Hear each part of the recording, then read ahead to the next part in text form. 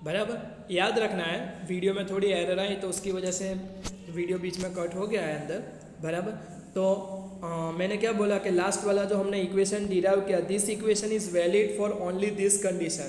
पर अगर आप बोलोगे सर एच हमको अगर ज़्यादा दिया हो तो हम क्या करें, तो आपको सिंपल सा वही इक्वेशन यूज़ करना है जो हमने अभी थोड़ी देर पहले बात की थी अंदर।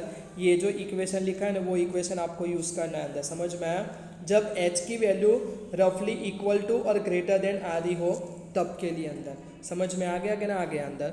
अब हम एक मैथमेटिकल कैलकुलेशंस करेंगे।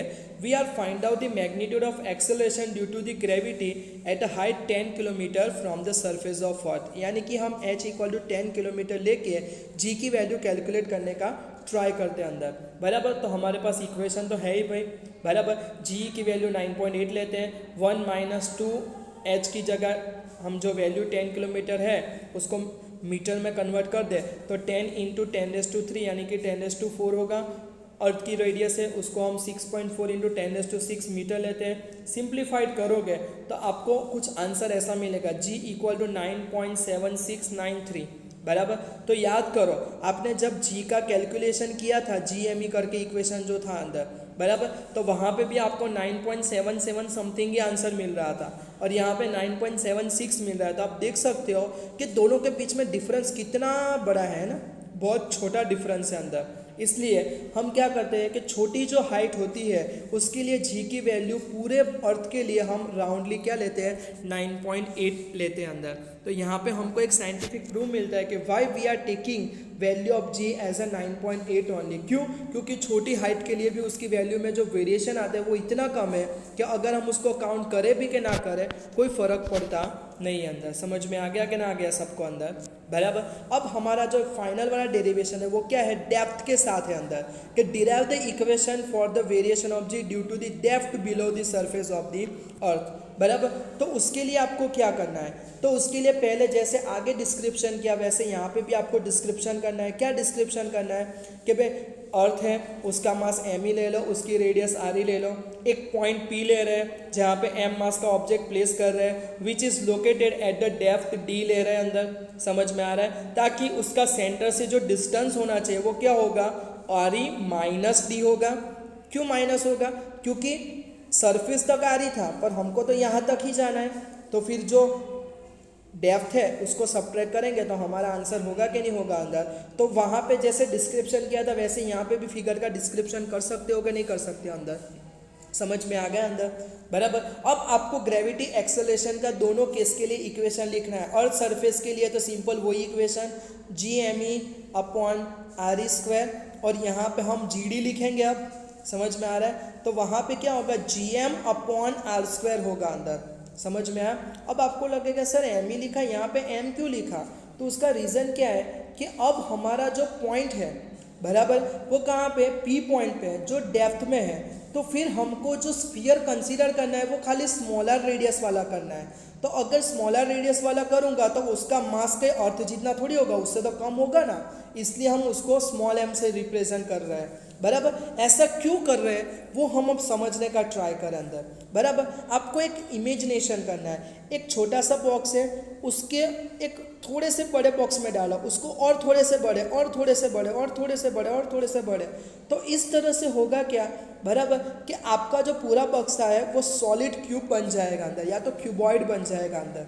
समझ में आ रहा है? तो उसकी उल्टी सिचुएशन भी हम देख सकते हैं। वैसे हर बक्सा अपने आप में क्या था, होलो था, होलो क्यूबॉइड था, पर एक बक्से को साइज के हिसाब से सेट कर रहे हैं तो वो सॉलिड बन जाता है। तो वैसे ही हमारी अर्थ को अगर हम स्फीयरिकल कंसीडर करते हैं अंदर, और सॉलिड तो है ही वैसे, बराबर, तो उसका उल्टा फिनोमिना हम सोच सकते हैं कि suppose assume that our earth is made of the different concentric spherical cell.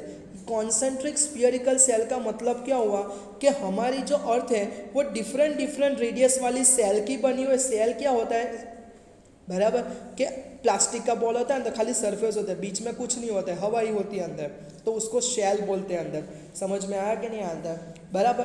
तो सेल से बनी अगर हम अज्यूम कर रहे हैं अंदर, बराबर, तो देखो ये बड़ी वाली सेल, उससे छोटी वाली, उससे छोटी वाली, उससे, ऐसी हम इमेजिंग कर सकते हैं अंदर। अब एक चीज़ आपको यहाँ पे रट्टा लगानी अंदर, बराबर, कि अगर आपके पास एक सेल है और सेल के अंदर आप एक पॉइंट ले रहे हो तो सेल की सरफेस की वजह से उसके अंदर वाले पॉइंट पे एग्जर्ट होती जो फोर्स की इफेक्ट है, रिजल्टेंट फोर्स है, वो हर बार क्या होगा भाई, जीरो होगा।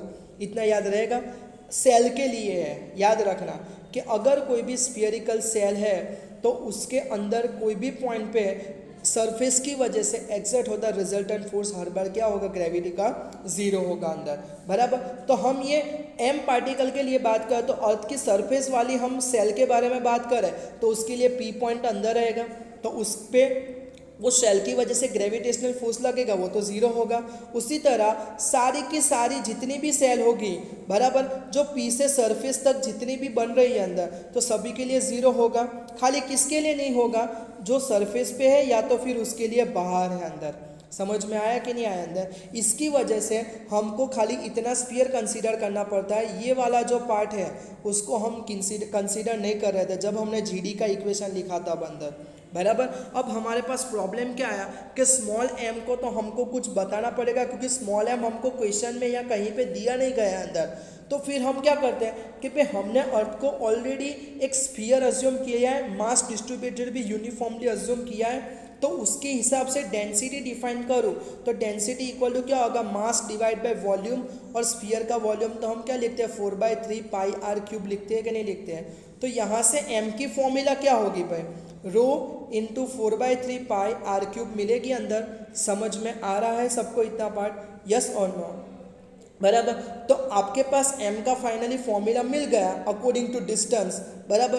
तो हम दोनों के लिए m का इक्वेशन अब लिख सकते हैं। तो m इक्वल टू क्या आएगा, रो 4/3 पाई, बराबर, रो 4/3 पाई, और r की जगह क्या आएगा, आर ई क्यूब आएगा अंदर, क्योंकि भाई बड़े स्फीयर के लिए तो आर ही लेना है। और उसी तरह स्मॉल m के लिए हमारा इक्वेशन क्या होगा, रो 4/3 पाई स्मॉल r का क्यूब आएगा कि नहीं आएगा अंदर। समझ में आ रहा है, बराबर। वो ग्रेविटी वाले हमने दो इक्वेशन रखे थे, वहाँ एम ई की जगह एम ई का इक्वेशन रख दो और एम की जगह एम का इक्वेशन रख दो अंदर। समझ में आ रहा है सबको इतना पार्ट, यस और नो? तो हमारा जो इक्वेशन था वो जी का क्या था भाई, G M E upon R E square था। अब एम ई की जगह मैं उसका जो इक्वेशन है वो लिख दूँ, रो इंटू 4/3 पाई आर ई क्यूब लिख दो, तो आर ई स्क्वायर कट हो जाएगा। तो फाइनली आपको जी का इक्वेशन क्या मिलेगा, कैपिटल जी तो वैसा का वैसा रहेगा, रो भी रहेगा, 4/3 पाई भी रहेगा, और एक आर ई बचेगा। उसी तरह जी डी का भी सेम टाइप का इक्वेशन होगा, जी रो 4/3 पाई, और क्या बचेगा, आर बचेगा खाली अंदर। समझ में आ रहा है, बराबर। तो इसको इक्वेशन नंबर 2 दे दो, या तो फिर 3, 4 जो भी नंबर आ रहा है वो दे दो, और फिर इसके डिवाइड बाय ये कर दो अंदर, और इसको इक्वेशन 4 दिया है और इसको इक्वेशन 3 दिया है, तो 4 डिवाइड बाय 3 कर दो। तो 4 डिवाइड बाय 3 करने से होगा क्या, g D divide by g equal to, चलो इसका इक्वेशन क्या था भाई, जी रो 4/3 पाई, और डी की जगह क्या लिखना था, आर लिखना था खाली अंदर, और नीचे क्या आएगा, जी रो 4/3 पाई कैपिटल आर ही आएगा। तो ये सब क्या हो जाएगा, कट हो जाएगा, जी रो 4/3 पाई। तो फाइनली आपको बचेगा क्या, खाली आर डिवाइड बाय आर ही बचेगा। पर आर की वैल्यू तो हमने क्या ली थी भाई, आर ई माइनस डी ली थी, और डिवाइड बाय आर ई, और अगर हम सेपरेट डिनोमिनेटर में कर दें तो R E by R E होगा और minus D by R E होगा, आर ई कट हो गया, तो आपको आंसर क्या मिला, 1 minus D by R E मिला कि नहीं मिला अंदर। समझ में आ रहा है सबको इतना पार्ट, बराबर। और इसके इक्वल टू रेशियो क्या था, जी डी डिवाइड बाई जी था, जी को यहाँ पे भेज दो, तो फाइनली आपको जी डी की फॉर्मूला क्या मिली, जी ब्रैकेट में 1 minus D by R E. याद करो हाइट वाले में क्या मिला था, 2h अपॉन आर ई मिला था, खाली यहाँ पे डी मिला अंदर। समझ में आ रहा है कि नहीं आ रहा है अंदर? तो यहाँ पे आपको जो मेन फॉर्मूला है वो फाइनली मिल गई कि ना मिल गई अंदर, यस और नो, बराबर। तो इससे हमको क्या पता चलता है कि डेप्थ के साथ भी ग्रेविटी का जो डिफरेंस हो रहा है, बराबर, वो भी हम देख सकते हैं कि जैसे जैसे डी की वैल्यू बढ़ती जाएगी, बराबर है, वैसे वैसे जी की वैल्यू है वो भी क्या होगी, आपकी चेंज होती जाएगी कि नहीं आ जाएगी अंदर। समझ में आ रहा है?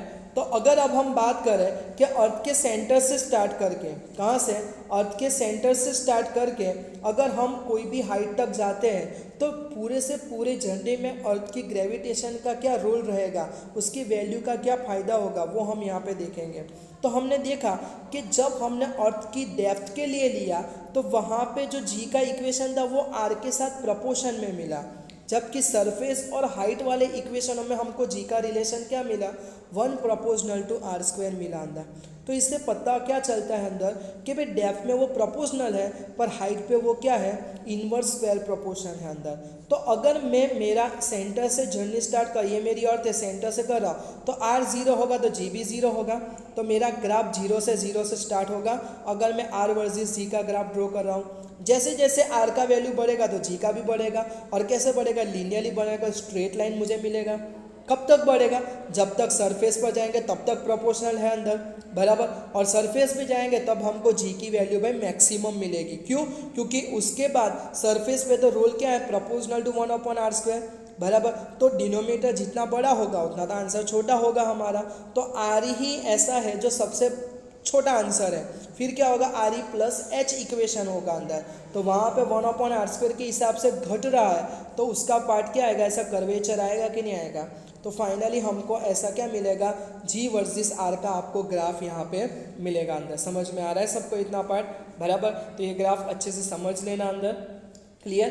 तो आज के लिए हम ये वीडियो में इतना रखते हैं। Next topic we are covering in to the next time. Okay, thank you.